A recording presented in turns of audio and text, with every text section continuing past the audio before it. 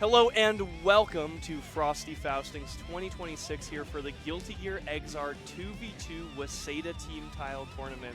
Sunday is now a full day at Frosty Faustings, and we have so many incredible games to bring you.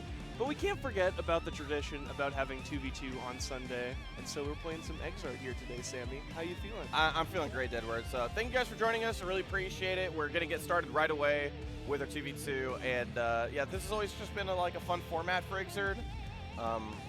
Recency, regional camaraderie is quite a big deal.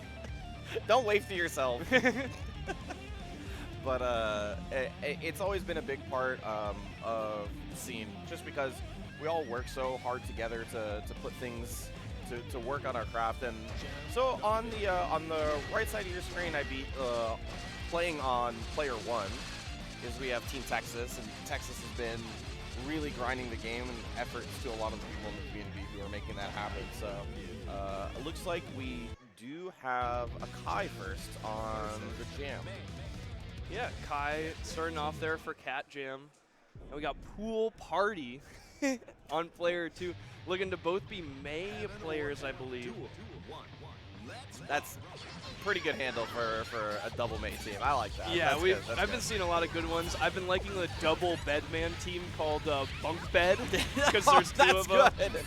That's really good. I like that a lot. Yeah, that's like half the fun about playing team. It's half the fun of playing team is that you get to come up with funny names. Just like Pool Party here. Yeah, starting off SeaWorld.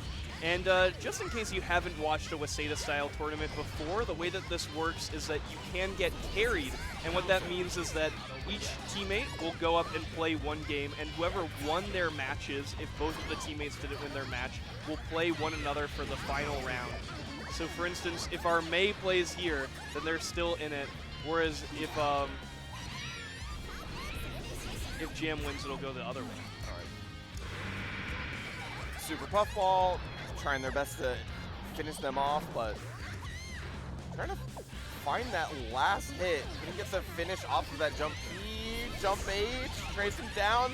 Yeah, Wire sees the Senri and gets the kill. That was a good way to chase down first and then try to go for your option after. Yeah, I like that from Akai as well, kind of making, kind of making you flinch with the YRC there, expecting to just IB the puffball. No, there's a little different threat coming in instead. My man, dash cancel, close S on his parry. Okay. I know it's 2v2, but we don't need to show off. And this is it, right? It's going to be first to one, going for the, baiting the burst there. Akai looking incredible and will be able to secure it with the super. Yeah, I was happy to call one of Akai's matches on the singles tournament yesterday. And one of the things I always really like about Akai is that their routing is incredible. Like they have such a good understanding of when things are gonna kill, just like through experience. And so whenever I see them like spend meter, whenever I see them decide to hold it, I almost unanimously trust them on whether they make the right decision or not, because they're almost always right on that regard. And that's something you do have to practice a bit in Exar, just because each character is pretty unique in how much damage they take and whatnot, with things like guts, maximum health, and whatnot. So you really need a good intuition for it.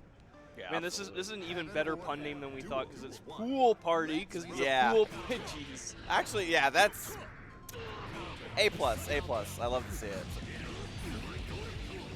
Now it looks like, I believe we have Cade up for Cat Jam now. Yeah, I mean, we have many strong Leo players nowadays, but Cade among the best of them, and had a really good showing yesterday. Yeah, I made it to, I believe, second in Combo Breaker last year, so. Yeah, it's kind of a meteoric rise. So many more people playing this Leo character. YRC, high-low, nice block. ID reset, building that risk up, dealing a grip of damage there. Probably didn't even need the risk to kill, but just showing how intimidating Cade's pressure can be. Yeah, and Cade's played this matchup a lot. One of their partners is a Venom main, so but you just have so many games against this, so you're going to have to be really solid versus Cade to take this one. Cool. Big flash kick through the setup, and now Cade is in the driver's seat. Oh no! Tried to do the OS there. Once you instant block Rekka 1, you can go for a back throw with FT, but looks like Pool Party messed that up, got counter hit by Rekka 2. Yeah, one more. Yep. Goes for the delayed air dash once again, goes for the overhead a second time. Cat Jam got to take it 2-0. Yeah. There we go. Yeah, both of Cat Jam's players winning their first match, which means that we did not have a match 3 between the two of them. If it had been that Pool Party was able to take that game, for instance, we would have the Venom going up against Akai for game 3. Yeah. So, good stuff. God, I want to say that when we had the 2v2 at Resho that Akai and Cade went far, I don't remember. Because it's been longer than 5 days. My brain's completely shot, so I can't remember a single thing. But yeah, they team up quite a bit for the 2v2s. I mean, it's a very intimidating team to go up against, right? Leo and Jam in first to 1. Those are characters that can both really run you over. I mean, back in the day, they were both known as the gorilla characters. So it's really you're in the enclosure against them. It is scary. It's a little bit true too. It's a little bit harder nowadays. Yes. When everybody's has a better understanding of how meter works and how to really push efficiency on teams. It can get quite tough. I'd also say with like net play and whatnot, it's much easier to get experience against a breadth of characters, where before it was much more difficult to find people close to you or at your locals who played a character you needed matchup experience against. But this is that just happened with Crocs and Lotus both coming in from a New York City tri-state here. And they are well named for this same thing, kind of putting you in the enclosure. Slayer and Leo in first to 1 are so intimidating. So that just they both have like jump scare supers as well. So it's just like, all right, cool. Like I was winning until I didn't. Gets a knockdown though. Trying to create some space with the summons. Fire Pillar YRC as well. So back in the center of the screen, but Croc's sitting. Oh, he's trying. Yeah, he tried it. He's looking for his dot, but doesn't get it that time, or doesn't need it, I should say, and takes the first one. A little jump scare pile bunker to finish it off, so that just happened. Cross up, a little too far, so just got thrown for his troubles. Didn't get the knockdown combo, and I think I saw Fire Wheel there and got punished for it. A little execution error there, perhaps. This is, it's a little early in the morning here, especially if you're traveling in from West Coast. And, maybe the execution isn't where we want it to be. Counter hit, crosswide heel into the burst super. That should wake you up like a cup of espresso. My goodness. Look at this guy. This guy, he's happy at your expense. My goodness. Yeah, so Crocs really is like, so that just happened. Oh, man. Did you take a look at his fit yesterday? Oh yeah. It was premier, dude. I'm so jealous I can't pull off a pink suit. Like pastelish green shirt. Like yeah, it's his Slayer color. God damn, this dude looks so good. I'm so jealous. He looks fresh. Yeah, incredible. We had a lot of people in outfits and stuff like that yesterday. That was great. We had Tequila in the Marine Pirate outfit too. That was wonderful. Mm-hmm. Oh my, yeah, Tequila was so funny. I feel like you also had oh my gosh, there's like a pop player who I'm forgetting the name of who traveled. Oh, MLZ Mizu, yeah. MLZ who was like in like a ninja kind of mask, like a ninja ski mask. It was crazy. Nice. Good damage on the starter here. Faust doesn't have great health. Generally doesn't want to even get hit in the first place, use his limbs to keep the opponent out, but has to burst out of the corner and make something of this, but does get scalped. And okay. I wonder if that's consistent after the burst like that. You do whiff burst, but you do get a knockdown afterwards. Yeah, and I mean, I think the big thing there was Flash Kick totally got rid of the meteors Lotus got to completely dodge that mix-up. Yeah, that is a whiffed burst, though, so it's going to take a long time to recover it. We can find the win here. We'll put ourselves in a good position for round 3. Yeah, but things are not looking good for our Faust protagonist here, trying to make the upset here for, man, I love Frosties. I mean, I'm okay with saying that Lotus is the villain here. Guy's absolutely one of the best in the States. Oh, nice! Use the head and full property from that stand speed, and the OTG will finish it off there. So that just happened. Yeah. I mean, 2 characters that do really high damage, 2 characters that we have seen in the top spot in a lot of events. I would probably say through late 2024, I mean, a lot throughout, because a lot of our good players are also Slayer players. It happens. Yeah. But, like, we've also, I really do want to state, like, coming from, I would say, like, first gen Ixer, its run through Evo and all of that, Yeah. that the meter efficiency thing became a big deal for the characters like Slayer and Leo, because they are characters with high health pools and generally need to use their face and health in order to get in. Yeah, they got to face tank some stuff. Yeah, exactly. You got to take some guesses, and usually that means that you put yourself into bad situations. But learning how to efficiently use your own health as a resource to gain meter, to bet in situations that give you good possible outcomes later on. Yeah. I think that sort of efficiency was built up over time, and it looks really good on those characters because their damage is so high, especially so when they get into Hellfire. Yeah. Oh my gosh, the burst super usage from Prox and Sox. Yeah, exactly. Like, iconic at this point. You had Hellfire on, all of that just does so much damage. I think you're totally right with that, Sammy Fish. Exert is a game where meter is so important. These situations that can create for you with YRC and the such, that being the player who consistently has the higher tension pulls, has access to that resource more often, is usually the one who will win. It's kind of like the grid cycle in Uni in a way, it's just a little bit less visible. Yeah, it's one of those things where, but it's a little bit more like you have to maintain it yourself. Like, yeah, in grid in the same way, it's like you have to maintain it to some degree, but you're, at least in Uni, the grid system decides that, like, you guys are both fighting with it against each other, right? It's a constant tug and pull. It's like you're kind of, when you're making those decisions in gear, you're making that decision based off of how many resources you want now, what kind of advantage you want now versus what you want to do later, right? Yes. Like, you spend a 25% YRC now, you're not going to get one later. So it's like, is it worth it? Do I get the knockdown? Et cetera, et cetera. But I totally agree with you on that, where, like, when you spend, you're in that penalty for a long time. I just say that, like, like the grid system, the fact that you're getting more meter by going forward, and you can't both be going forward all the time, that's kind of where the tug of war comes from, is the fact that you're kind of trading off on who's the rush down and who's not. Yeah, pretty naturally aggressive game, but that's why, I mean, back in the day, I thought that was a really cool way to force people to start engaging, right? Yes. So, Klimbros first up, goes for the unblockable, and looking pretty good. Just drops it on the first one, takes the DP. Gonna need one more, though. Nice job from Racy here, though, but looks like the mash out there from, I believe this is Strawberry and Clair. Nice. Okay, Racy now has to get through this burst, finds the backdash, check it, Racy trying to hard bait it. Oh, nice. Goes for the reset there because they weren't going to get a nice knockdown.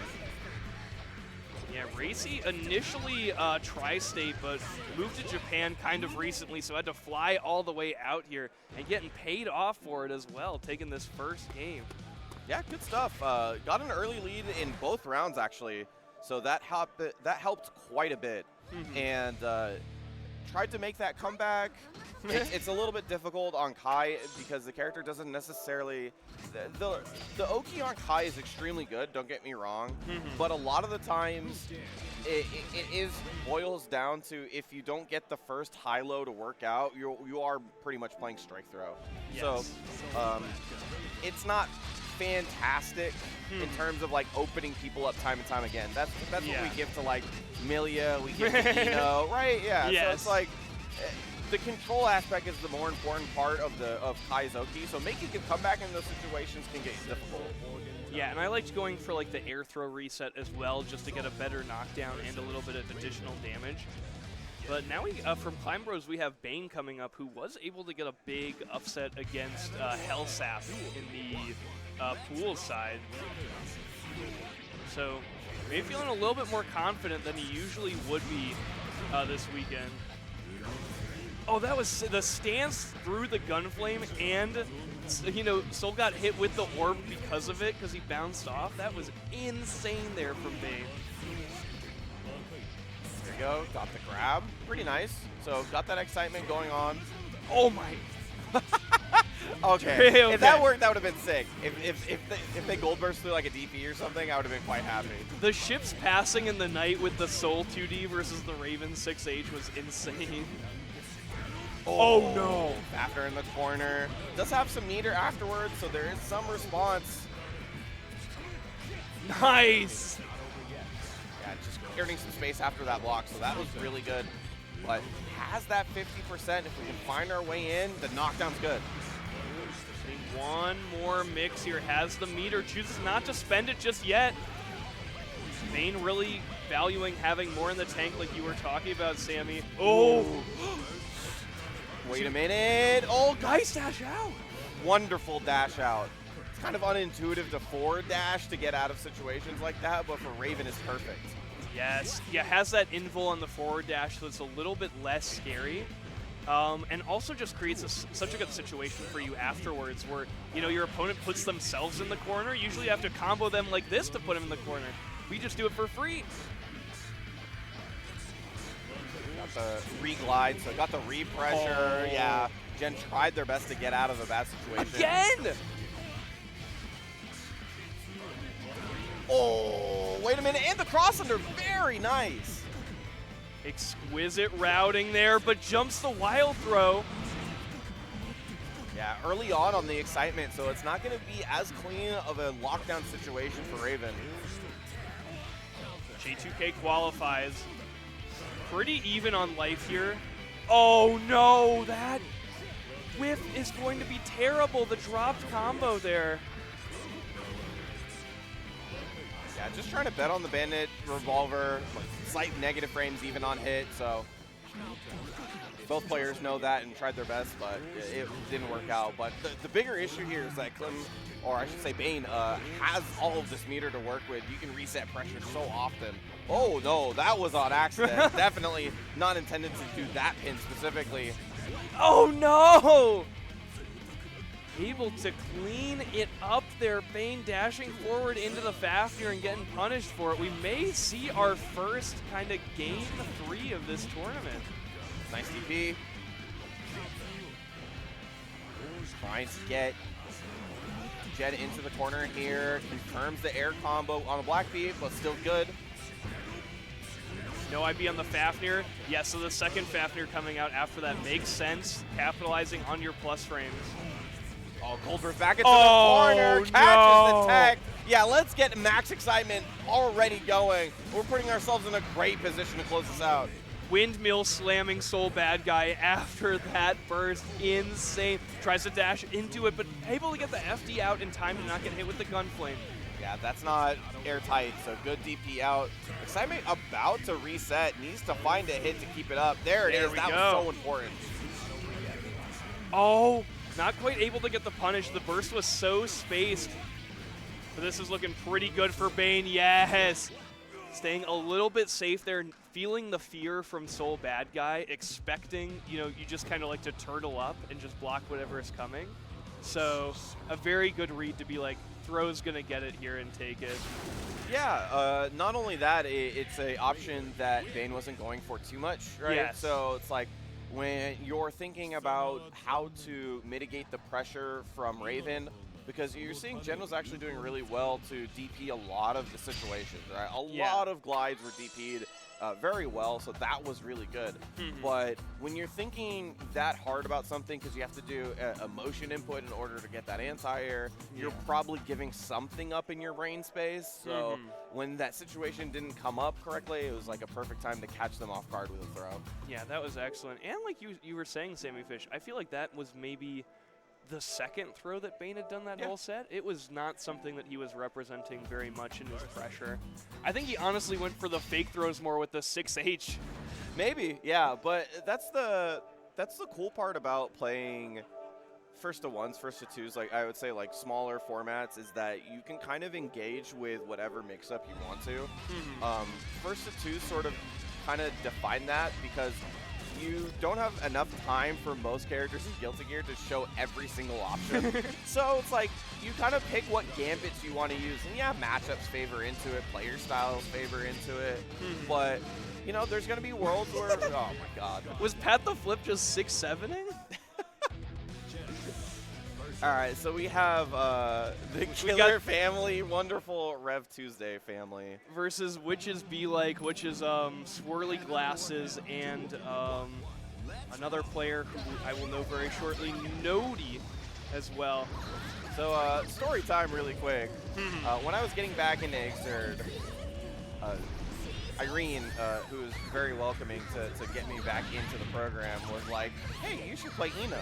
And me, I was a kid when I was playing these games, so I thought always Eno was the coolest character in the game, or one of.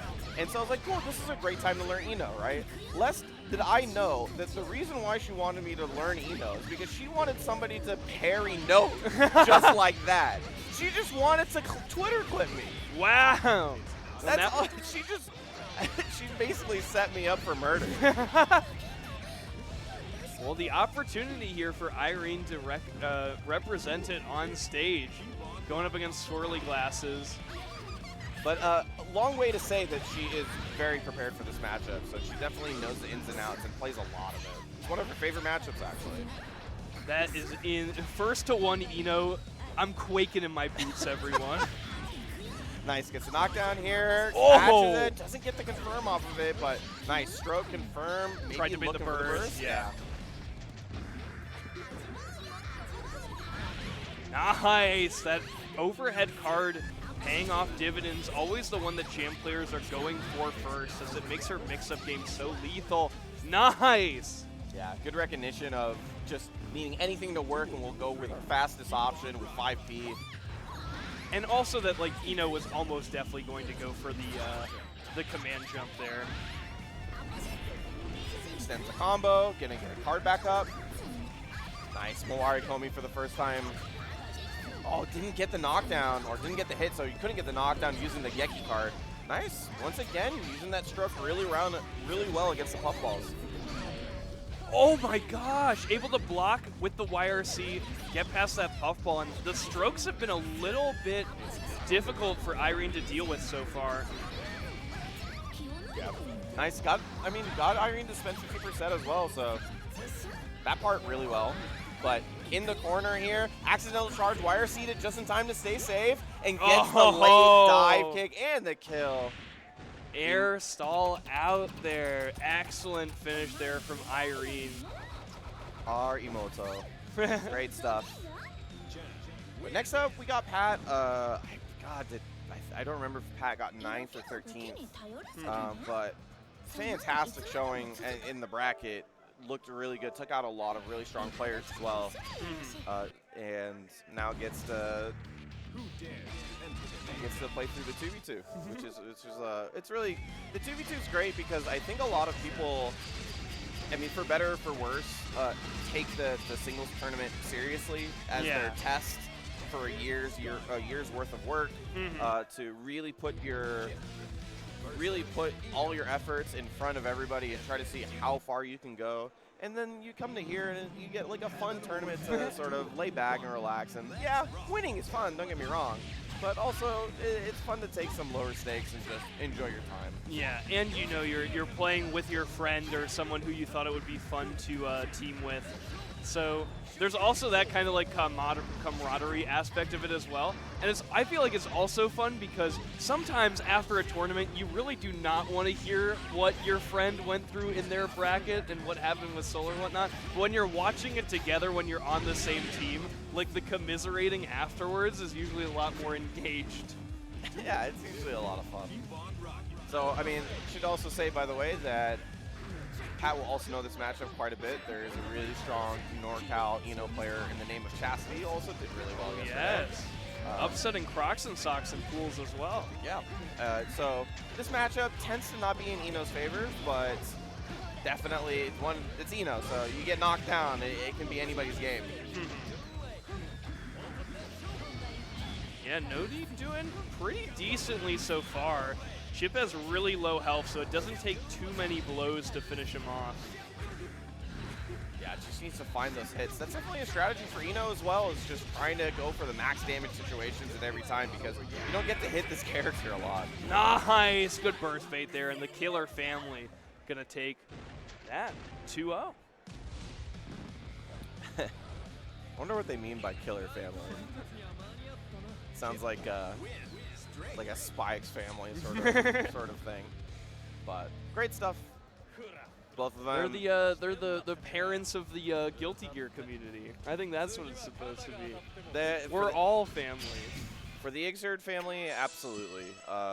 Their hard work in keeping the community alive through not only the pandemic, but afterwards through organization and enthusiasm is the only reason why these games still gets played like this. So yeah, I mean, serious levels of onboarding from Pat and Irene running, really really good tournaments, Reshomania, just like not only the gameplay side of things having a place, but also everyone brings food like a potluck every once in a while.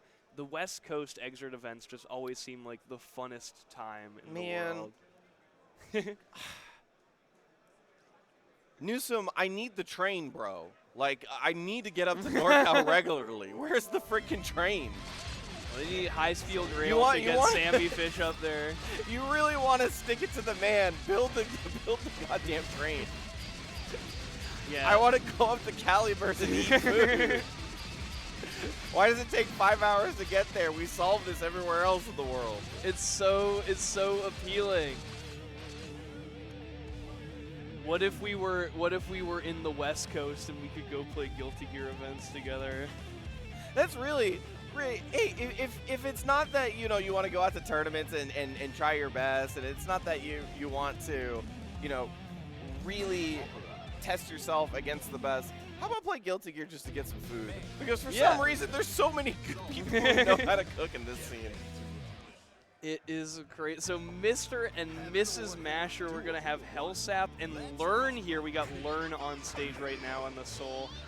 But Gap is calling. I feel like we'll definitely be gapping some people today. I mean, May, KTP, really good run, barely missing out on top 8, I believe. And then Solstice, the champion of Frosty Fausting Xrd here, with a huge run against Ray the Warrior, Hype for Sliced Bread, and more. Like, this is a team to look out for. Yeah, and I've mentioned a bit of this during the top 8, but KTP is one of the people that Solstice plays with pretty consistently. Is the type of person where they play like really hardcore games and try to test each other very strongly, and then after talk about how they can improve together. And that's legitimately why they're two of the best in the world. Yeah, and they've got to have a lot of synergy here in the team tournament because of it. They're definitely talking about the match beforehand, explaining what order they want and which one they think they're going to get, what'll happen if they don't get what they want. Yeah, at least what's nice is, like, Waseda style means that everybody gets to play, right? Yes. So whoever goes first or second, you don't have to worry too much about never getting to play. So, I mean, because we're here for fun, especially for the 2v2.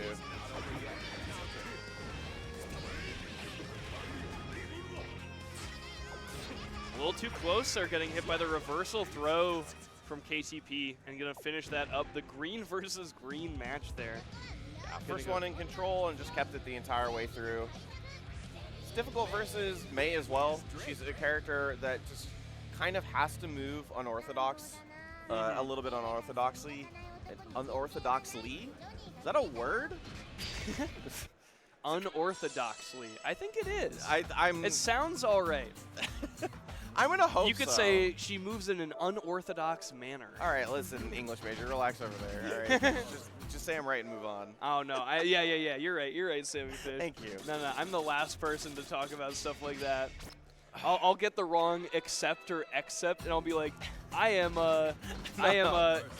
graciously taking your recommendation. No, I every single time I have to do that, I go, accept, accept, patch up, catch up. 2 versus 2 versus 2. O versus O versus O. All right, now we got next up, we have Solstice. Health Sap and Solstice. So, Valentine match, and this one, so the one okay thing about this is that house protection's not the simple, can be quite simple. There's not a lot of things that she doesn't have like strings that fully hit houses in a nice way, because usually you want to go for like nice low strings that get that done while being able to pressure Jacko. It's not necessarily something that Ram has. So if you do something like this where you see like Solstice has to approach Jacko to some degree, right? And Yeah. But the thing that Solstice did really well is that clear houses during the Aegis timing, and that was kind of the premier point for Hellsap to get started, and it didn't happen. Yeah, Aegis good at kind of stopping any projectiles from coming in, but also on protecting the houses. Trance is brutal here because Hellsap never got the chance to burst. Yeah. Trance usually gives you back a lot of burst, but none of that for Hellsap. Yeah, very common that you just burst early on in the set because you know you'll get one back versus Ram. So yeah, a little bit of efficiency lost there. All right, well, 3 houses down now. And right now, I like Hellsap really kind of like retreated there to make it so that Solstice was between the houses and Hellsap. Kind of get that sandwich situation like a tag game. Yeah, it's a very good strategy to have one house farther away from everything else, and that way not every house gets tagged when you're just kind of naturally playing the game. Yeah, get a little urban design there, get things kind of spaced out, zoning loss. Just goes for the dome in the third! Oh my gosh! How do we build the Costco underneath one of these? Oh yes. Oh, the Jacko Costco? She could like fuse all level 3 houses and then she just summons soul bad guy minions. Summon $1.50 hot dogs. Oh, real. Nice. Got out of the air. Got a little bit out of it as well, and it shoved Solstice into the corner. Trying to find some sort of offense, but I mean, once this character gets started, it's really difficult for Ram to deal with. That far S, resetting everything was big. Oh, the not having burst is really going to hurt Hellsap here. Has the houses leveled up, but every time Jacko gets hit, all the minions despawn, and how are you supposed to block Ram for that much time? Yeah, and that's going to be the closeout. Great stuff, Solstice clutching it out there towards the end. That far S was, yeah, extremely clutch, because there was a situation where all of the minions were kind of mobbing Solstice, and just even that errant hit was, you know, obviously not a lot of damage, but being able to reset that situation, get rid of so much on the screen, and then being able to finally get the offense started was important. Yeah, I mean, it was incredible there. Hellsap got set up so well in that one round, and it felt like in round 3 it was going to be kind of the same story there. You had so many houses, but the fact that you know that they all go away when you get hit, and the fact that once Ram tags you the one time, it's pretty much mix up until you die. No burst on the side of Hellsap. It was kind of lights out. Yeah, and it's Solstice as well, so it's going to be extra difficult. But thank you guys for joining us for the 2v2. We're going to continue on the action in just a moment. We're going to take a quick break and be right back. Strap in for Season 2. Fan-favorite characters make their way to the roster. Season Pass 2 is here. 6 months, 6 characters, a new fighter each month.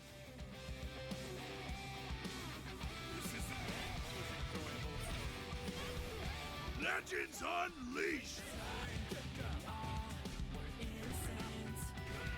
Available now.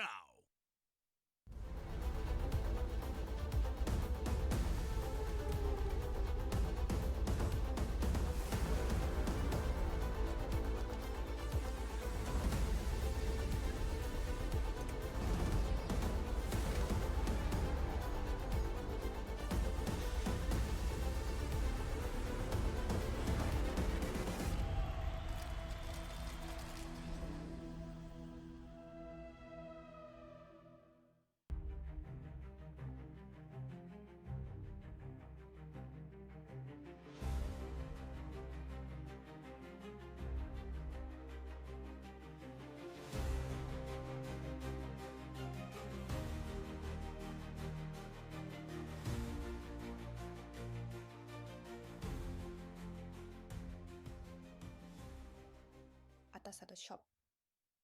2XKO Season 1 is now live, featuring an all-new Battle Pass, stage, and champion, Caitlyn, the Sheriff of Piltover. 2XKO is excited to announce Frame Perfect, a competitive-themed skin set where a portion of the proceeds help fund prize pools and tournament costs for TOs across the world. Elite competitors will clash across the globe, from EVO Japan to Combo Breaker and beyond, rising to the ultimate finals in Seoul. Don't miss your shot to qualify for the high-stakes ARC World Tour Finals on March 20th through 22nd, 2026. Kwanba x Atasa Collabo just dropped. Limited run sticks with that filthy Kwanba Wolf drip on premium Atasa Noir bodies. Loaded with Semitsu LS56 and Sanwa OBSF 24s for buttery inputs. These ain't your average customs. Hand-painted by Atasa Limited in Japan with Kwanba's signature teal flames and gold accents. With only 50 units worldwide. Paragon. Grassroots FGC since 2021. Monamoon. TCG and apparel since 2010. Creators of the Dice Winder format and fully artist-owned, they've got everything you need and a little more. Check out their booth in the hotel lobby. This summer, chase away the cold with Boston Blue Beats Beach episode. On July 18th and 19th, join the Massachusetts FGC at the Westin Waltham for the hottest event of the Northeast. Max Mode is back for Year 3 in Atlanta, Georgia, on February 27th through March 1st. Featuring SNK's World Championship 2026 Tour with Fatal Fury City of the Wolves and the King of Fighters 15, with them also being the first Jazzy Circuit auto qualifier. Registration is now live at start.gg/maxmode3. Don't forget to register before February 15th. Snake? Why are you at Frosty? I took a detour to buy a new sneaking box. A box? Not just any box. A Mana Moon box.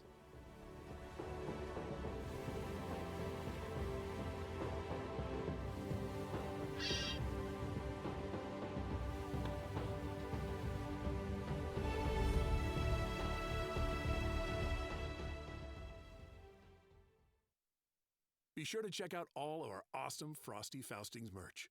Whether you're headed to your local or an important job interview, we've got the gear you need. Shirts, hats, pants, keychains, blankets, mugs. But it won't be here forever, so get yours now.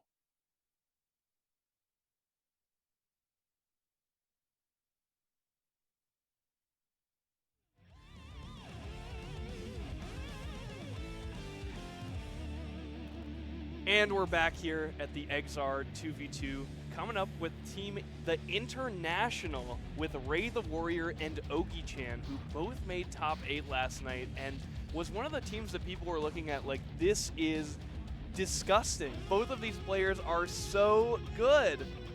Yeah, this is I would say if I didn't just watch Solstice and KTP, I'd be saying that this might be the team to take it. As obviously Ray, one of the best in the world here on the Dizzy, and getting a fantastic. This is our 3rd and 4th placers, I believe. So great showings from the both of them, and arguably the biggest Exer tournament of the year. All right, going up against Ganasian with Pizu and Moku, both from Tri-State, New Jersey, and you know they both made a top 48 at least. And are hoping to take it here. It's going to be an uphill battle for sure. Yeah, or maybe we can get a game 3 at least. It's definitely possible. What I love about Pazoo's play is that he's really confident in his defense, enough so that he's willing to let some things go for higher percentage plays. And versus Dizzy, that's really important because you can sort of mitigate a lot of the damage by just not overextending slightly too much. And everything else in the middle, you're seeing that Pazoo's doing really well to sort of keep Dizzy in the air and make sure that she doesn't get time to do nice summons on the floor. Yeah, I will say that this is a matchup that I've played a bit in the past, and it's definitely Venom favored just because his balls can move much quicker than the summons. So when you get into that situation you saw where like they're dancing across each other, Dizzy's trying to get out a bubble or a fish, and Pizoo's just summoning balls, it's almost always going to be Venom's advantage just because he has more options of what to do with that projectile. Nice. Pazoo tried to go for the throw. 4H was confirmed, and now the situation's flipped. Ray's got Pazoo in the corner. This is where you really wish you had Burst still available. Dizzy's corner pressure is brutal. Yeah, one of the characters that even in their corner pressure kind of shuts down your universal defensive options because a lot of the time she's not even in the range to get hit by them. All right, imagine this is going to be the final mix-up for Pizoo. Don't think we're going to be seeing a burst or anything like that. Yeah, I expect he'll hold on to it if anything happens. Yeah, was able to get that pressure reset with the YRC and takes that round. Pizoo reading the empty jump low there, but not getting it. Oh my god, that almost hit. Yeah, I imagine that was a 2D Gatling that kind of went awry, unfortunately. Yeah, oh, I don't know about bursting there, because Pizoo, as we saw, the place that's really scary is the corner, so bursting mid-screen can really feel like, you know, you're dodging, you know, kind of small potatoes. Oh, excellent. Bad burst there by Ray. Stabilized the situation a little bit by using the RC, so losing that meter on Venom does hurt, but gets the hit once again, and Pazoo gets the match over Ray. Clean there from Team Ganasian from Pizoo. Ray the Warrior, of course, getting the bronze medal here this year at Frosty. Very, very strong player. Pizoo had the better matchup, I think, and also just played incredibly well. Yeah, I like I said, I think Pazoo's understanding of his character is really good a lot of the time, and his confidence in his defensive play allows him not to overextend, and that is like a death sentence versus a character like Dizzy. She is a character that really likes to throw a bunch of things in front of you and ask you to make a mistake first. Yeah. And it's pretty low risk to her, right? So the way you saw the way that he structured it was just like A1. It was perfect. And but you expect that from this community. Is just like, yeah, third placer played against somebody who just like understands the matchup really well and is also an extremely strong player, don't get me wrong. But like that's how tight this community is and how well everybody plays. It is such a hard game to enter at events just because the player base is so strong. It's so easy to go 1-2, 0-2. Every pool is the death pool as well. Yeah. No one's talking about who's in their pool and it's like, oh yeah, nice job. Like that, good luck. Oh no. It's all like, oh my gosh, you got to play against that guy and her and him and oh my god, and everybody. Yeah, times 16. That was every single pool. But let's get in this one. We got Ogi-chan versus Moku here. On the May, 3K RC gets the hit and gonna push him towards the corner. Oh, nice! Yeah, Ogi-chan traveling all the way from Japan. Really good Johnny, and I think I heard from Lazy, oh look at the laser beam, but heard from Lazy that he's a little bit, you know, not towards any of the population centers of Japan. He's a little bit more from the north of the island. And because of that, you know, he's not able to go to Mikado. He's not near Osaka or Tokyo or anything like that. So a lot of it has been in training mode for Ogi-san. That's, yeah, incredible to see for how strong he is. Yes. 3KRC once again just trying to get some sort of offense started. Gets almost the pickup for the kill, but one more opportunity for Ogi-chan to take it. Be careful, Moku finding the Dolphin 4 lethal there, and now Ganasian is one round away from sending International to losers ahead of schedule. Knockdown, nice block. Just trying to keep that offense going. Ogi-chan's a pretty aggressive Johnny player. You don't want to give him an opportunity to get started. I feel that Ogi-chan's been using 2H. Oh, no! Tried to go for the 6P after the dash under, but the way the inputs worked got Bakasai again. But the big mistake there is Moku not able to capitalize on it.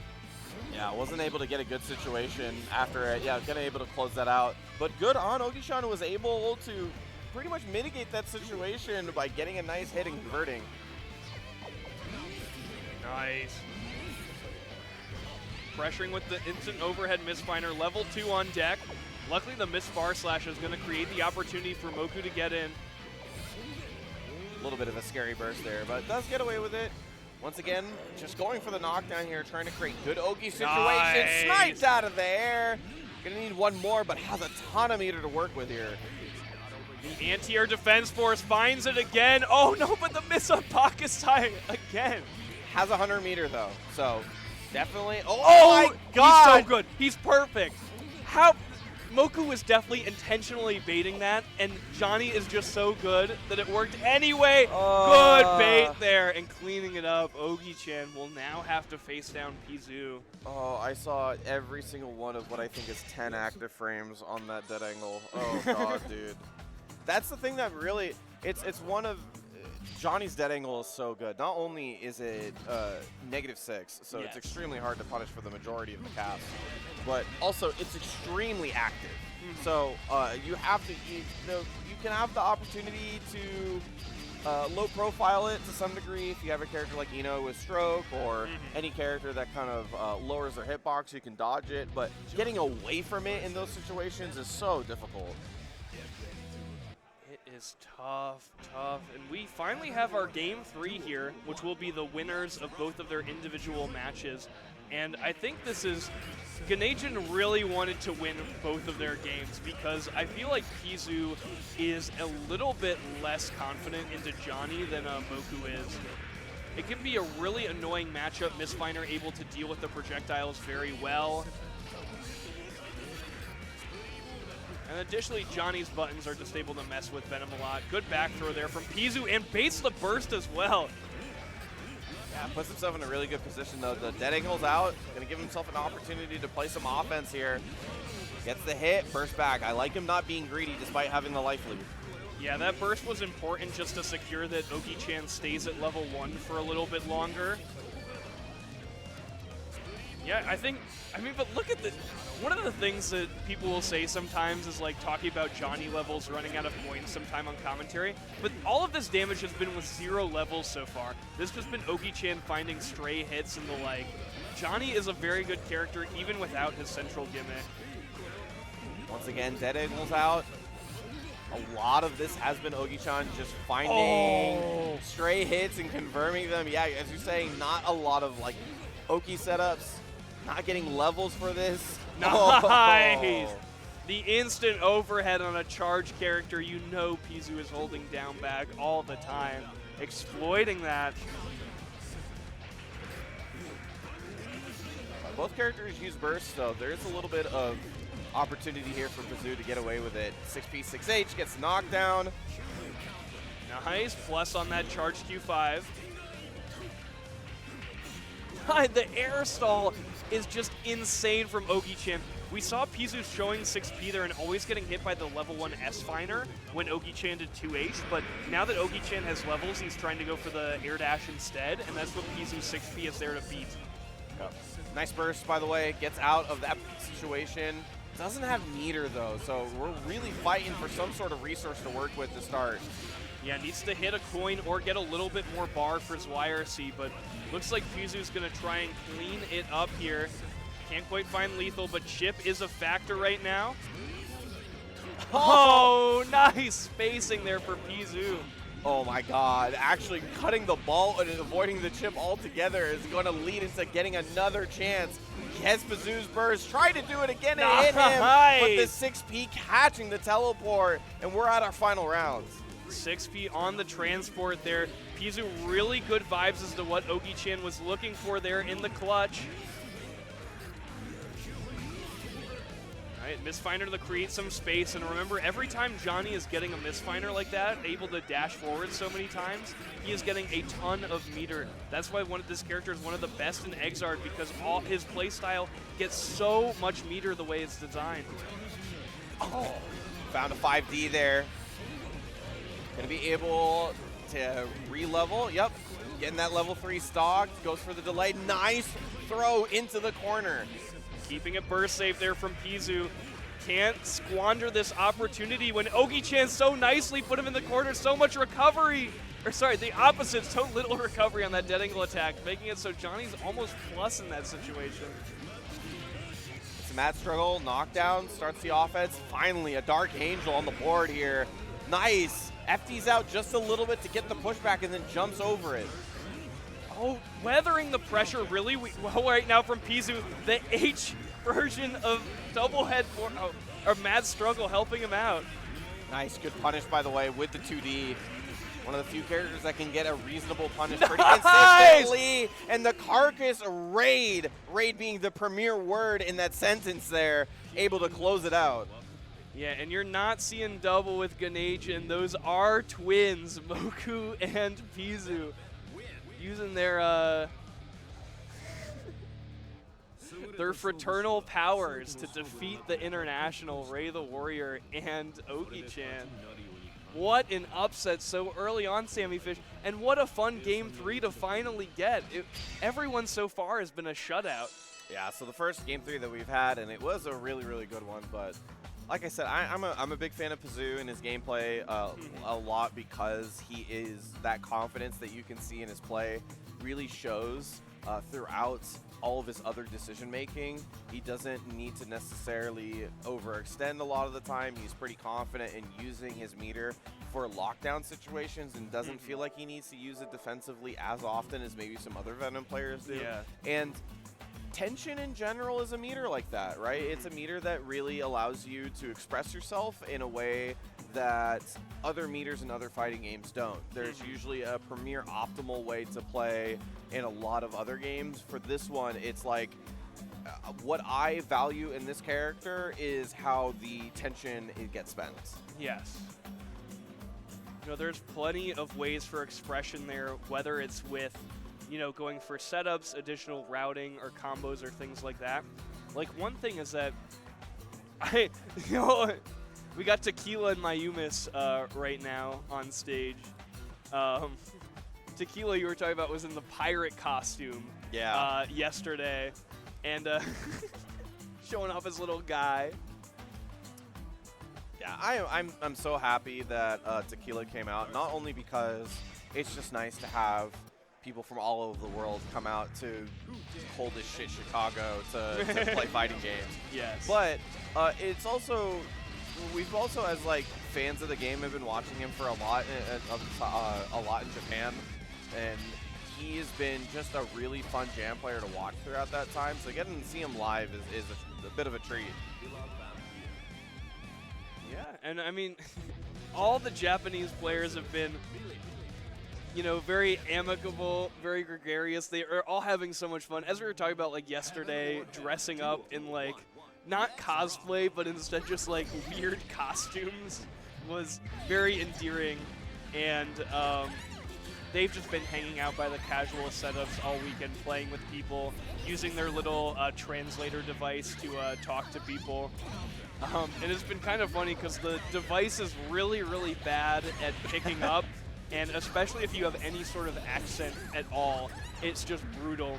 So you'll be like people trying to talk to them and just be like, you know, like, it is stressful to play on the stage, and I don't know if you ever get used to it. And then just like, it doesn't come out right. It is stressful to play on the stage, and I don't know if you ever get used to it. And then do it again and again and again. Here we go. Tequila Jam. Getting in right now, running into the 5H Remilia. Nice. Oh, gets the blitz back. Knockdown into Bao, cashing out on the damage now. The Doran's here, mid-screen. Just trying to find that last hit. Gets the gold burst. Chroming Rose. Oh! Where's Daisy? Activation goes for Winger, I feel like Tequila getting caught by it. Oh no. Finally, we've made Winger good. It only took 100 meter, but we made it. We did it. Good stuff. Hyacinth, a up-and-coming Milia player. Been working on the game for a bit and entering pretty much every online bracket getting better. So, I mean, looking forward to their improvement. But one person that I have been unfortunately been losing a lot to is Bridge, who's coming up next. And Bridge Raven had a really good run yesterday. They've been really grinding, and I think Toomey is really the next big, strong Raven player I think we're going to have to worry about, because every time there's a new tournament or they show up to a new tournament, you can just see that the game has gotten a little bit better than last time. So I want to get my opportunity to sing their praises, because I love seeing people improve at this level, because it takes a lot of work. Yeah, and Bridge defeating Elven Shadow to make it out of pools, right? Like, Bridge is definitely on the run, and I feel like Raven was one of the most represented characters in Top 48, this year at Frosties. Yeah, Raven Coin is going to the moon. It's a character that has a pretty simple identity and has the tools to make it happen. And I mean, I think that having a simple identity is good in fighting games, just because it means that you're kind of focused on the right thing all the time. You're never kind of straying from a path and then thinking about things that you shouldn't. So being able to just focus on the knockdown, get the hits, focus on managing your excitement resource there. But that's something Bridge has been doing lately too, the 5D check in round one, trying to see if he can get away with it, but Mayumis catches it really nicely. It's a Little Red Riding Hood, a character that reminds you not to stray from the path. Don't pick the roses. Don't pick your nose. Just pick your battles, pick your locations. And so far, Bridge, losing round one, but very, very close there. Gets over the 5K with the lead, counter hit. Yeah, a nice block on that. Gonna have the meter to close this out. Not even gonna need it. Mayumis takes the first one. Yeah, brutalizing there, Mayumis. Kind of the player from Japan that people expected to go the farthest in bracket, though that did end up being Oki-chan in the end. Yeah. I mean, it was Mayumis had the fantastic showing last year, and I think that a lot of people expected that to sort of come back into play. But I think just the tournament this year was just like slightly stronger than it was last year, as you'd hope. But at the same time, it really showed that like even getting into the top 8 at all was a feat, right? Because how hard it was for even players that we knew are super strong and had to fight through so much to get up there. Yeah, it was, again, I feel like we've talked about this a bunch on this block, but it is brutal, the kind of skill that is in the Exard community right now, that every single pool is the death pool. So many opponents can kind of trip you up and take a game off of you if you're not ready for it. And I mean, we saw that right there, right? With, with Ganasian, with Moku and Pizu, who both were not able to make it to top 8. Were able to make it to top, able to make it to top 48, but not much beyond that. And defeating, 2 players who were in top 8, who medaled at this event. And, it's 2v2. It's, we're having some fun here. We're playing with our friends. It's a little bit lower stakes, but, I mean, like, no one's coming to this tournament like, I'm gonna troll, like, I don't really care enough to try hard. You gotta rely, you've got someone relying on you. You don't want to let them down. Some people even play better in the 2v2 than they do in the main tournament. Absolutely. So, getting into this one, another big match we have here. We got KTP versus Bread. Bread getting second place at our events, or our singles this year. And it's just an absolute phenomenal showing. Very happy to see him go this far. But gets the block on the burst here, already looking really good.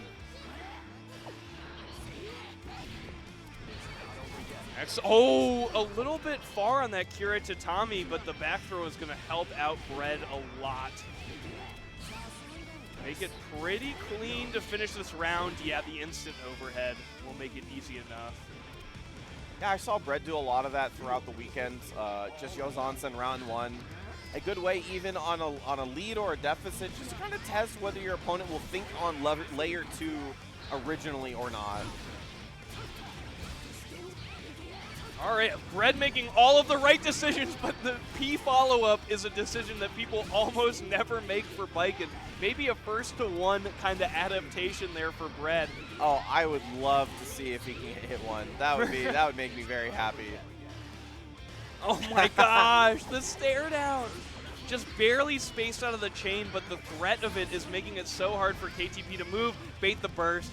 That round was everything Hype for Sliced Bread could possibly have wished for. Every single reset, just, my gosh, perfect Baiken Yeah, round. it's like, what, 3 Kabari resets, and then it was like 3, like, maximum right outside of hitbox pixel space, like, straight Kabaris. Like, yeah, that was... They're like hitting like the hair on your nose, but nothing beyond that. Like, so wait, was that the? I believe that was only the first game of it. Yeah. So we got Solstice coming up next, going up against Highway Milkshake. Yeah. So Milk, I love this player. Yes. Because he is not only a bit unorthodox, I would say, yeah, but Milk is a little unorthodox. But also he always has something to surprise you. Now, it's not even the unorthodox aspect of it. It's more of just like he will do something based off of this unorthodoxness, and you'll be like, I don't know how you figured out that this was a thing, but like you did it because he just thinks slightly differently about the character than everybody else does. Yeah, if we were talking about Raven as a character where it's pretty obvious what you want to be doing at every point in the game, the way that Milkshake plays Jam is the absolute opposite. Milkshake is always looking for the exact key with like 15 different things sticking off the end of it that will fit the keyhole perfectly. It's one of the things I love about Jam in this game. She is absolutely one of the most player expressive characters in the whole cast. You can just see everybody's style just exude from how they play this character, because there's so many good things about her that you pick the thing that you enjoy the most and try to make a game plan around it. Yeah, and I mean, it's such a fun character to play, which is just like high run speed, good buttons, because you kind of don't need anything else. On this game. Gets a trance to close it out, just trying to keep Milt locked down for a final hit, and finds it. First one goes to Solstice.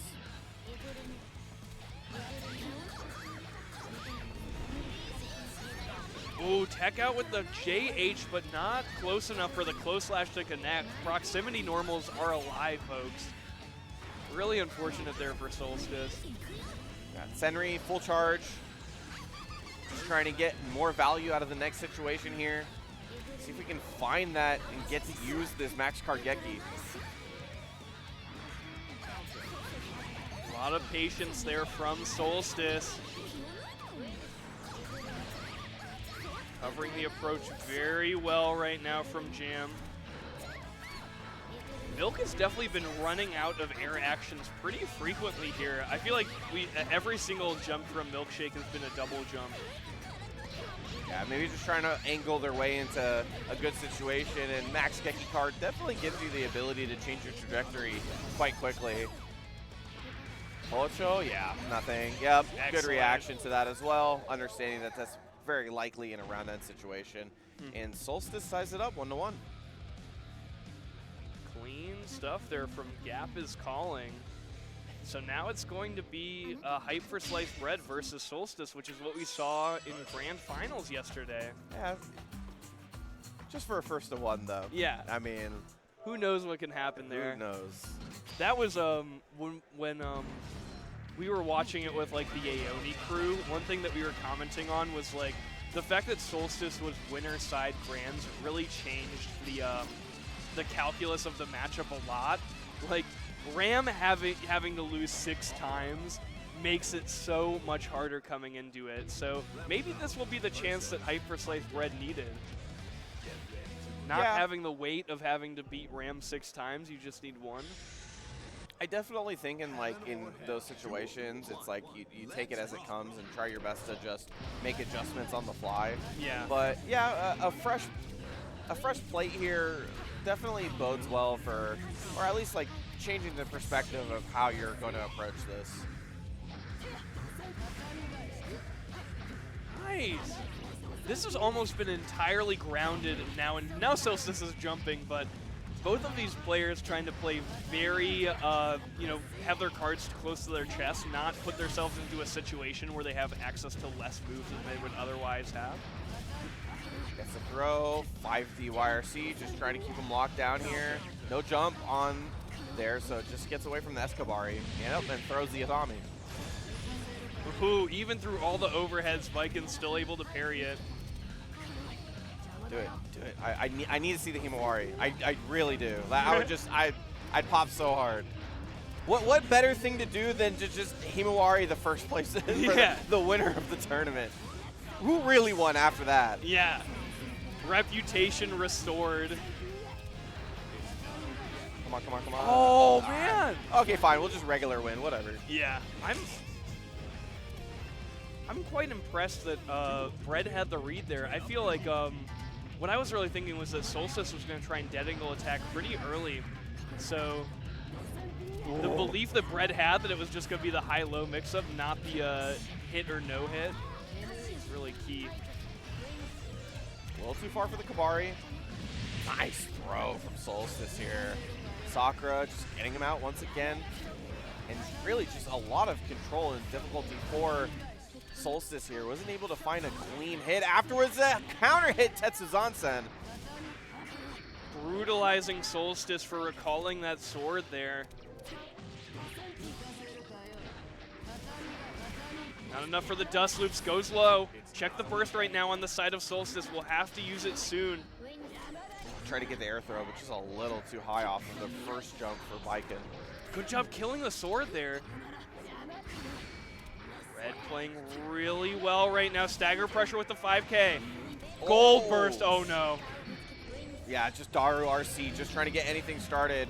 Just jump away. That's all of the meter that Solstice just got. Didn't get anything off it.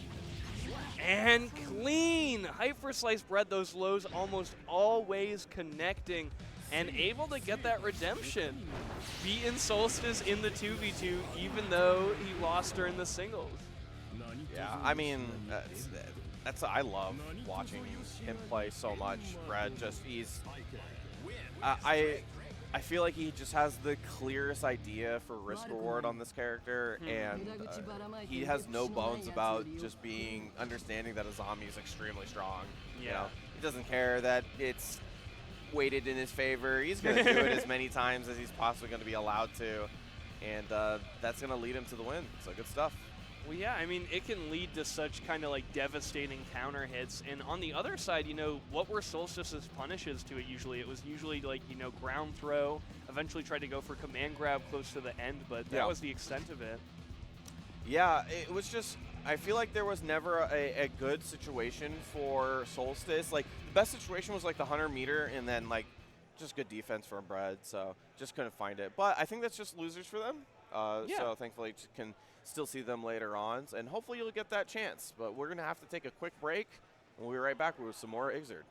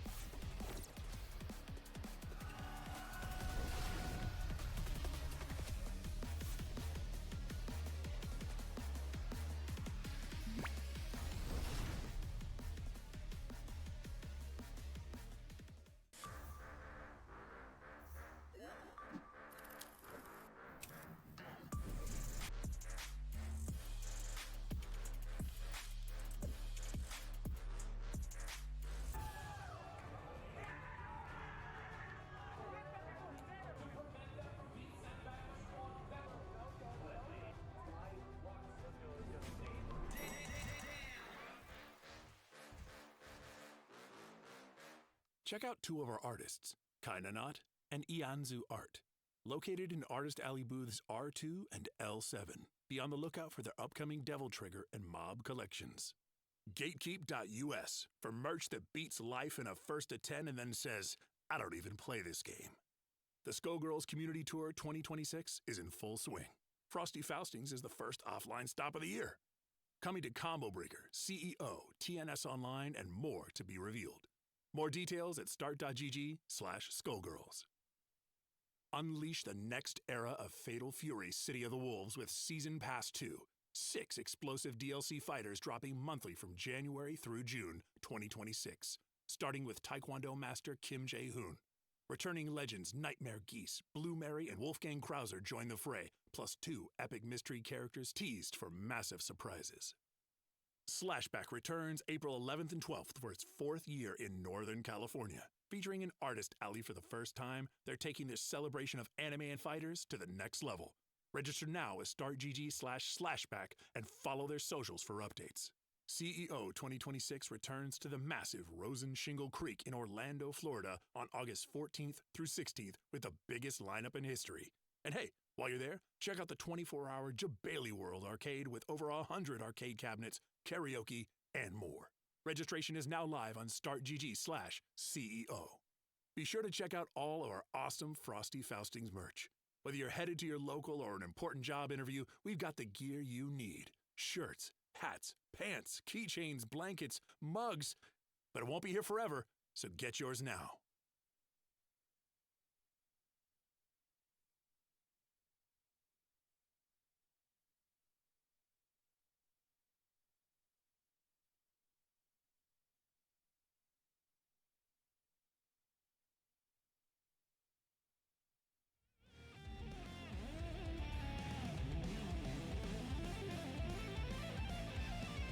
And we're back here at Frosty Faustings with some teams facing elimination right now. Saw Ganasian coming up to the stage and assumed this was for winner side top 6, but actually they got sent to losers. Yeah, so, I mean, just the amount of talent that's here. So, yeah, cool to see though, but back up on the stage, we're going to have them. So it was Pazu and Moku versus Learn and Hellsap. Yeah, and you are not seeing double, folks. Those are twins. Ganasian is a clone move from Guilty Gear, just in case you don't get the joke. It's like dissecting a frog, Sammy Fish, but sometimes you need to see what's inside it. All right, and again, this is going to be a really difficult team to beat here. Hellsap creating probably the biggest problem just because Jacko is such a confusing character to play against, and most people do not have the necessary matchup experience against her. Yeah, there's a couple of benefits to the matchup, though. Outside of Aegis being able to protect houses, Venom, like I mentioned before in the Ram matchup, Venom actually has a really good string to kill houses. So being able to do 2K2S and being able to either Stinger or 2D, clears houses quite well. However, without defensive options, it can get you in a situation like this where you're away from the houses, you can't hit them, and there's just a really difficult... Yeah, it's just really hard to get out of this bad situation for Venom. Yeah, Venom really needs the meter to represent Blitz. Jacko really struggles to deal with Blitz because even the minions hitting it will get her rejected. And Venom, yeah, like you were saying, Sammy, no kind of like DP to try and break through the pressure. I'd say the big thing is, oh my gosh. Yeah, nice block. That's critical. Just being able to keep the offense going for the duration of this round.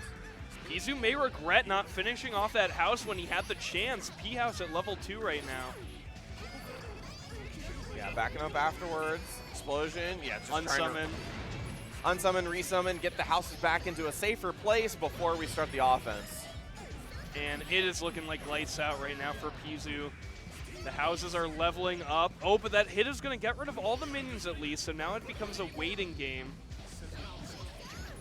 Look, I'm just going to say it again. This P-House was at one touch at one point, and Pizu ran right past it, and now it is summoning level 3 minions with the sword.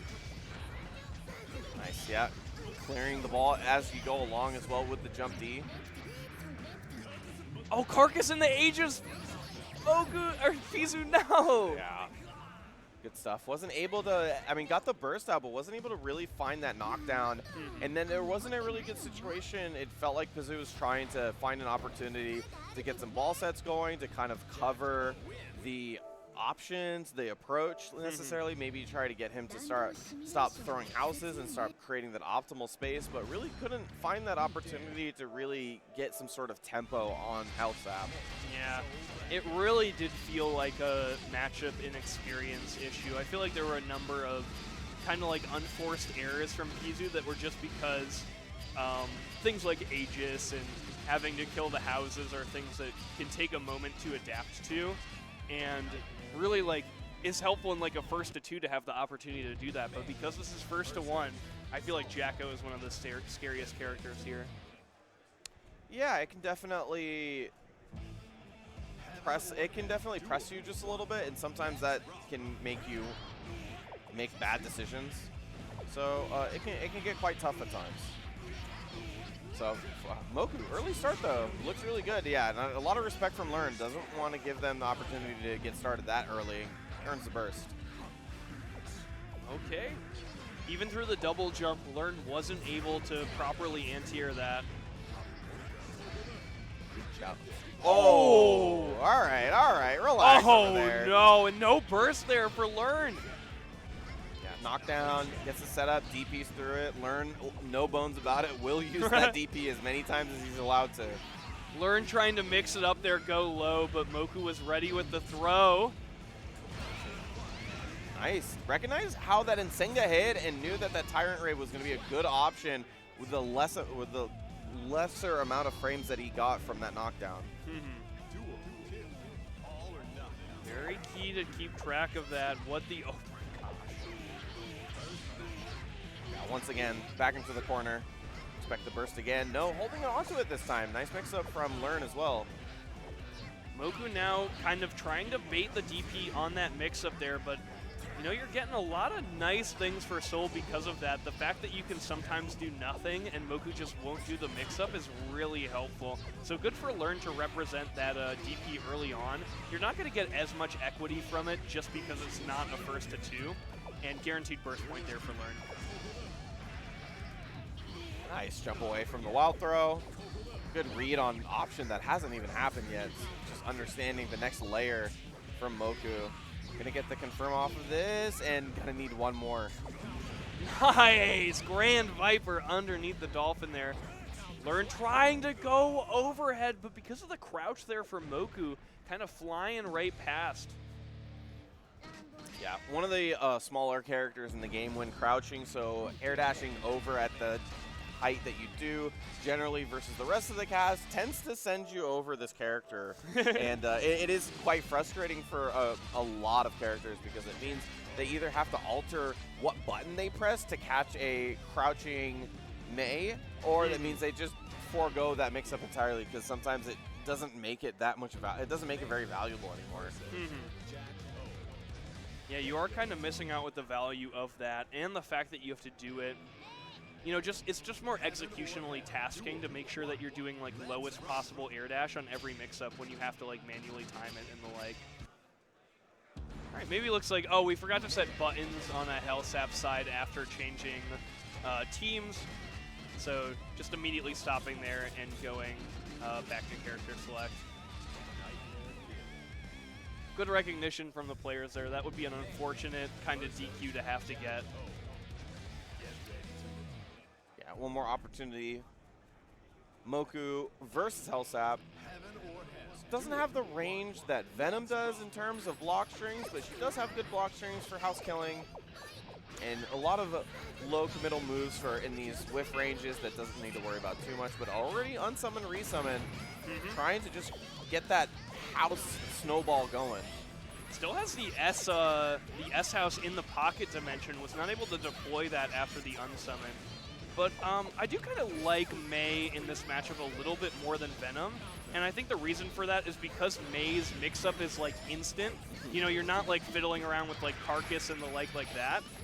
May does not give you the opportunity to just like have the minions come out in pressure the way that Venom sometimes will. Sure, that's a fair assessment. A lot of the times when you face against Jacko, you kind of make a decision on whether you want to block string her and kind of get rid of houses, or just like constantly mix her up. If you get the hits, they always reset. It's not a big deal. Yeah. But again, Hellsap being an absolute menace here in first to one. Instant burst there, trying to stay into the game, but Moku keeps finding all these counter hits. We may have a stun on deck if we can find another big hit, maybe a charge 6P. Overhead kisses is going to help with that. Yeah, and the meter to boot as well, so has a lot of options here to close it out. Yeah, overhead RC to get the combo, and we're in the corner to extend it just a little bit longer. The Nsenga OTG, no, it doesn't even go for the OTG, just lets the Dolphin do it, and that's a perfect going into the final round. The Dolphin made me do it and made Moku get this next round. Now going into final game, final round, and this is loser side again. Oh, no! That was a very odd exchange, but hey, we're going to deplete our burst and just go for the rest of the round here. It's might come back to haunt Moku. Oh, no. Yeah, and the leveled wizard houses are really difficult as well because they anti-air you. Oh, it's going to make it really hard for Moku to navigate in the air once those wizards come out. Yeah, you see Jacko, or I should say Hellsap, trying to stall for as long as possible, trying to get those minions out to help them because the houses are all leveled to just need to have opportunity to actually get towards Moku. Yeah, those houses are miles away right now. The minions are not there to help out Hellsap. Meter available for Moku to finish this off. Charge 6H will qualify, and Ganasian will eliminate Mr. and Mrs. Masher from this team tournament. Yeah, great stuff though from Hellsap, looking really good. And as we mentioned before, there's not a lot of Jackos in the world, so matchup knowledge is a little bit scarce, but Hellsap does play quite a bit, and we play against him quite a bit, so a lot of these players have at least understood the matchup a little bit, and still that Hellsap comes out and showing, having strong showings versus really, really good players. Now we got, so that just happened, coming in from the East Coast, now going up against the Joy of Chassity, with Joy and Chassity on the same team. All right. And I'm happy that they made it easy on us. Like, I don't have to, if I didn't know who they were, just be like, hey, I wonder who's a part of this team. I need Lotus and Crocs to look at the camera more. Every time they do, it just feels like they're thinking, so that just happened. He's right behind me, isn't he? So we actually mentioned this at some point. This was, I would say, one of the biggest upsets of the tournament. Oh, yeah. Chassity was able to take it over Crocs and move into top 4-8 on the winner's side. And definitely Chassity has a lot of experience in the matchup. There's a couple of Slayers up in NorCal, and obviously one that's pretty damn good. But it is one of those matchups that can get quite volatile. Eno's low stun, and that means that there's just always a chance for the Slayer to come back. So you have to play really clean, and that means Chassity doesn't have a lot of opportunities to mess up in this matchup. Yeah, and also, you know, Eno is a character who usually gets pretty easy mix-ups, and the fact that Slayer has that BDC on defense, like we just saw there making Bite invincible, is really difficult for her. Yeah, usually the hover mix is like pretty damn good versus the majority of the cast, but this is one where you actually want projectile Oki the majority of the time because of how BDC works. Yep. Oh, good bait there on the dead angle attack. Chassity showing why she was able to beat Crocs and Socks in singles. Nice. It's knocked down again. VCL fast fall gets a mix up, trying to be able to get those projectiles on top of Slayer, and that's helping out quite a bit. Looking to do again your Joy of Chassity. It's looking pretty opportune start for them. Nice. Knockdown with HCL. Nice. A little late on the VCL fast fall, so wasn't able to keep him locked down. Catches him on the way out, though. Nice. Crocs' patience is getting this meter out of Chassity right now. He's going to have a pretty low tension pulse for a bit. Has finally recovered there. And Crocs, That slow walk forward is there just to generate meter. Crocs is making sure that he has the opportunity to deal a bunch of damage here, just devastating Chassity's life bar. Yeah, on top of her having low stun, she also has low effective health as well, so wasn't able to even complete the combo entirely. It might give her a chance. Tried to bait burst there and didn't get it. Oh no! I was so worried there because if Crocs did blitz, Chassity could have just gone for the air super, and that would have instantly ended Crocs' tournament career. Nice, gets the cleanup. Yeah, I totally agreed for the majority of times, but unfortunately, Wake Up 6P is actually a really good answer to Ultimate Fortissimo. So yes. In this matchup, it's really hard to use. I think that's why that Crocs felt like he could go for that blitz. That is so insightful from you, Sammy. So nice to have an Eno player on the commentary desk to help with this. BDC going straight through that note, kind of denying Chassity's Oki. Nice. Sorry, quick addendum. I assume this was for top 6, but this is actually one away. Basically a winner semifinals for pools right now. Nice. 5P 2K tech catching the dash forward. Yeah, can't be taking chip damage like that right now when Crocs is at such a low life total. So just Wire Seed, if he can get that 50%, and the burst out, I mean, there's a real potential that Dot ends a round. I think you just got to burst super. I don't know if Crocs will be able to burst here. No! No! Oh, no! Confirm! Oh, disaster there for Crocs, missing the confirm on burst super. That would have been enough for lethal, but just that little combo drop eliminating Crocs from So That Just Happened, making it so Lotus now has to carry the team against both Joy and Chassity. And this is we got Pat the Flip sitting right behind the East Coast team. They're kind of yakking it up. I was worried that Pat was gonna be a little mean to our East Coast boys. Be in the optimal seat for being a little Statler and Waldorf. Give him a little grief. What's also wonderful about this scene is, I mean, we have like we have a global camaraderie for the game, right? If you play Ixerd and you're a decent enough human being, your family, you know. But there is just that extra layer that comes with being from your region, and this game still has its rivalries in that department. So you know, cheering for your boys from your neck of the woods is definitely a big part of these 2v2s. So we get into this one, we got Joy versus Lotus, and this is once again, we have a lot of Leo players in NorCal actually, so there's going to be a lot of matchup experience for both Joy and Chassity in this matchup. Yeah, it's kind of, Lotus is a bit of a, of a contested asset here in the Guilty Gear community, right? Came from Texas, but is now in Tri-State. And so, New York, we like to claim a lot of players, and one of those players now is Lotus, even though Texas still says, hey, we fed that boy beef and corn, and we leveled him up, and now, New York just gets to steal him. So, what's that all about? He's still Texas. I like Joy going for the corner positioning on there, not extending the combo. Gets a good knockdown as well. You had DA's out, playing it safe there. And, Joy betting the burst. He doesn't have a lot of meter as well, but tried his best on that bet, and it did not work out. Lotus is the one who takes it. Excellent kind of stance control there, using the parry to reflect the projectile, and then use the head invul property of stance P. Look at the risk right now for Joy. Oh my gosh, he is getting devastated right now. High health character already losing half of it just off of that one combo. Wait a minute though, nice reversal throw. Playing for the control, the gold burst goes by the wayside, but Lotus does get the throw and the counter hit afterwards.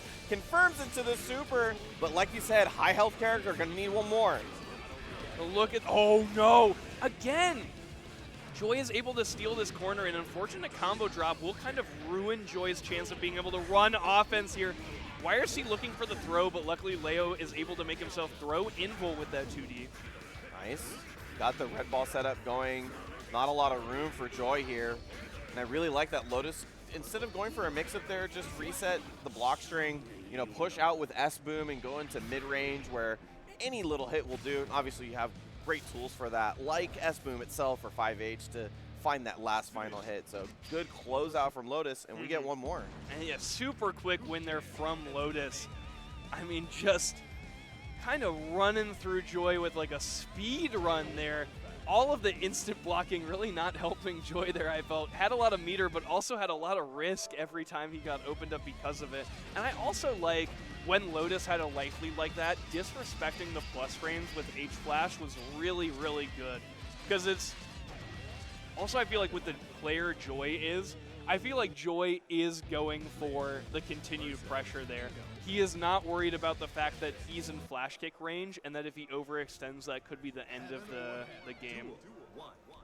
So Chassity versus Lotus here, a couple of things to mention in this matchup is that 6H is actually kind of a menace for Leo. It's a 5-frame move that she gets to press after a lot of situations, but Lotus is starting off strong, the big damage that he got, and the burst already counter, hit back turn S into the super, and as quick as we started it, we finished it, and there's only one more round needed to move on.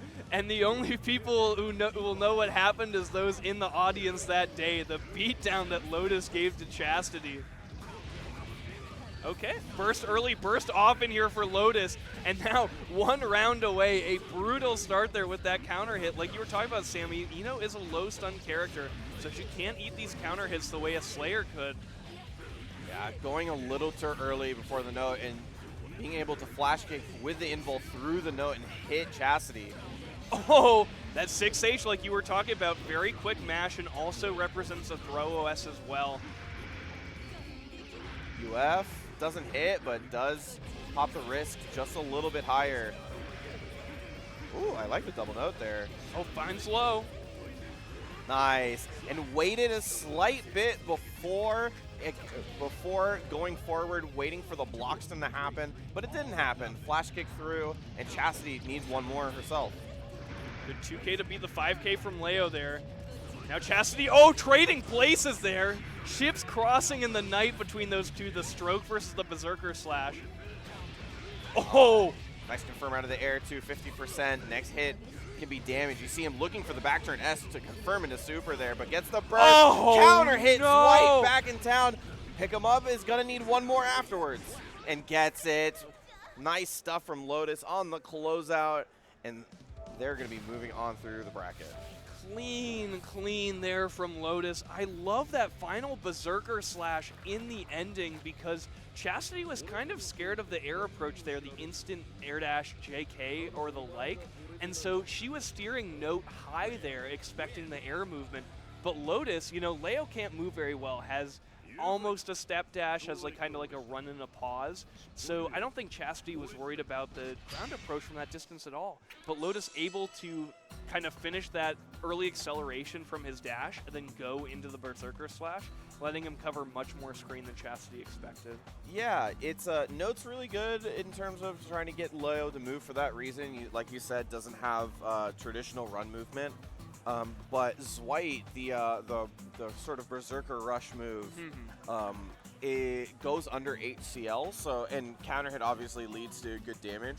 So that move itself is kind of difficult to use in the matchup, and that's usually Ino's main control tool in range. So trying to place it up high is kind of trying to ask the opponent to run at you just like that. Yeah. And then the idea is like you use something like 2S FARS in order to stuff the Zwite movement forward, or using stroke also, if you time that right, can also get you a big reward as well. So, but Lotus, extremely trained. I mean, he plays so much, so he understands every matchup the character needs to play. Yeah. And that is going to be them moving on, and us moving on into this one, which is a tale of two homes for me, because on the left side of your screen, we have our good old SoCal boys with Milk and Bread, and on the right side, we have P&W's, Portland's, Why Have I Done This, and Cole. And yeah, so this is where I live and where I went to university,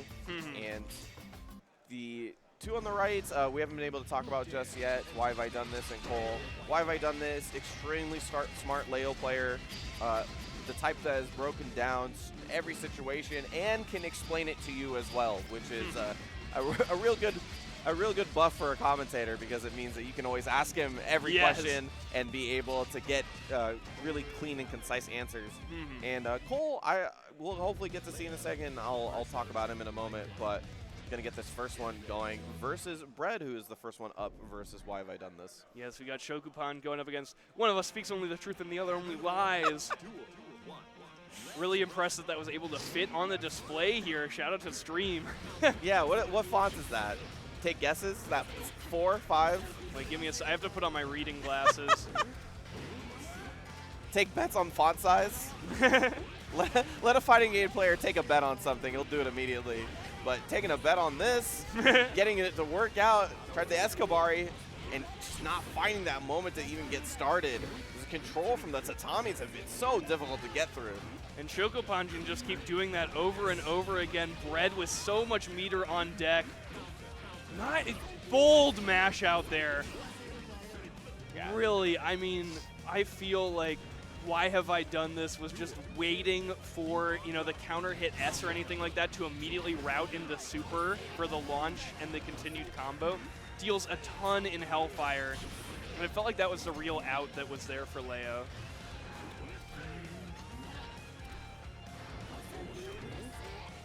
Nice, yeah. Suzerain throw into the corner. A little too far for a combo, but a good setup nonetheless, and putting themselves in a great position to close it out here. But trying to get a chance to play the game. Why have I done this burst? Ooh, little jump FD out. No air throw there for Bread, but the brutal Azami into the counter hit. A little too high, and had the opportunity to recover and get the air throw, and Bread takes the first one. Oh, I'm kind of figuring out the name right now, because Pan does mean bread in Japanese, so maybe the Shoku is something that I'm missing here. I was thinking the same thing, and I was like, Shoku is the only thing I know for Shoku in terms of, like, this idea, I guess, would be food, just in general. Food bread? Food bread? Yeah, but like, why isn't there, like, a... I mean, milkshake is a food. Milkshake is a food, that is true. It is food related in general, so we'll call it there. But on the right side, coming up for the first time today, we got Cole. One of the things I always like about Cole as a Venom player is that he is so willing to give up Venom strengths to play the matchup better. I think a lot of people, when they play characters, they're like, oh, my character's good at this and I have to do it. And this guy's willing to just do other things, because if he feels like the idea is that, oh, I can't do X, Y, and Z in this matchup as well as I can do other things, then he's just going to crutch on the other things more than what the character might be known for. And what would you say is like an example of that?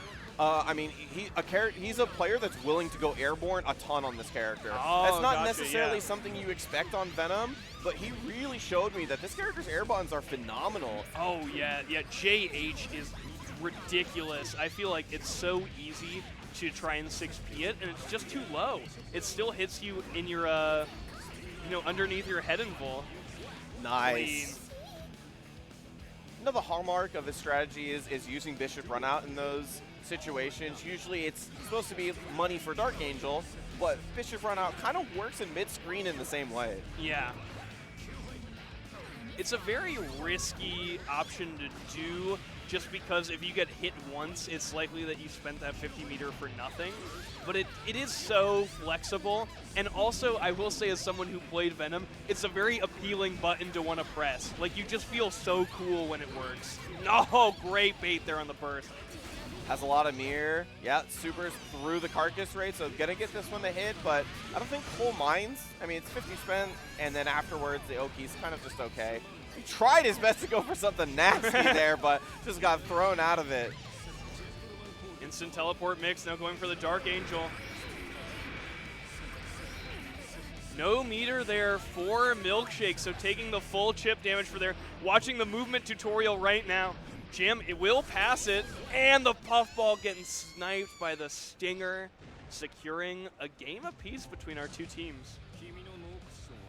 Yeah, going to the, just because he needs the last hit, and Jam's a character that needs to move with her face, going for the Toho there towards the end. So good stuff, and a little nice, safe adjustment there to try to take the round. And we got one more to decide the difference between these two.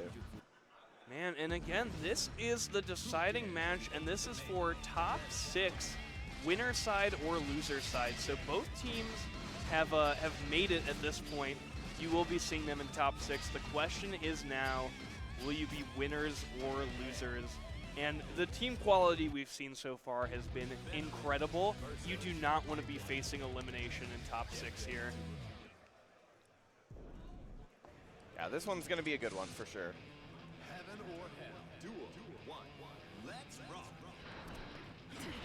Yeah, aggressive start from Cole.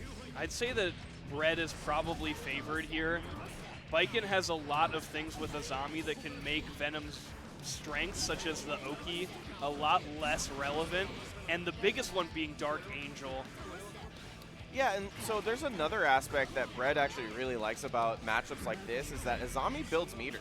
So if you toss errant balls and just let her Azami a bunch of things for free, she just gets to build meter and have that advantage over her opponent. And we're going to see that meter in action right now. Hyper Slice Bread, continuing the pressure, baiting the dead angle attack, but not able to make a follow-up that would make the throw not qualify there. Cole going to stay in the game thanks to that throw, falling into the ball. Trade with the, oh my god! No way! That's I can't believe he was crazy. ready to get the combo off that too. Wow. Just block! There's a simple answer to this, dude. Oh, tried to catch it with the teleport with the air Kabari there. Nice. Good recognition of where that ball is at, using the ball before it to almost put himself in a better situation. Nice. Don't think we'll see the burst here, especially, oh, with this damage, but, oh no, Cole making a brutal mistake here, allowing Bread to live, and look at all the meter on the side of Hyper Slice Bread right now, has the corner positioning. Oh no. What a pickup. Yeah. Sammy, that was crazy. This guy is out of this world, man. Escobar. Plus frame, plus frame. Or regular Kabari, I should say, just block stringing him back into a favorable position. Nice. Goes underneath the 6P with the 2H. Insane. What a comeback there for Hyper Slice Bread. We said this a lot yesterday as well, so I'm sorry for reiterating, but these are the margins that we're playing at when you're playing at this high of a level. Make one or two mistakes, and that's the round. Yeah, oh, there is nothing more stressful than an Exard accidentally leaving your opponent with a little bit of health, because it only takes so many interactions before your opponent can finish you off. So definitely, and especially against a character like Baiken, where she has access to instant overheads, crazy damage like we were seeing there with the JSJD and more. It's unbelievable. So, looks like we're going to get the Tequila Mayumis team come up next. And I believe this is versus... Lotus and Crocs are taking the stage right now, so against... so that just happened. So that will be our other winner's side qualification, or this will be our other winner's qualification. So winners and losers, by the way, as Deadman mentioned before, this will be both will be qualifying into top 6. So this is just to decide who ends up on the winner's side.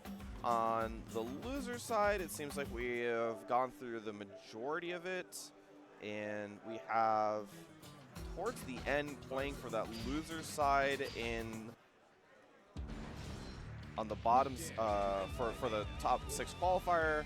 Looks like we got Elven Shadow and Black Snake, the Chicago Classic. That is the Chicago Classic. That's going to be so exciting. Versus the Killer Family, which was Emoto and Pat the Flip. So nice. Awesome to see how this one's shaping up, because it's still full of really, really good players, and just a lot of indication of how our scene is put together. So that was all we have for us specifically.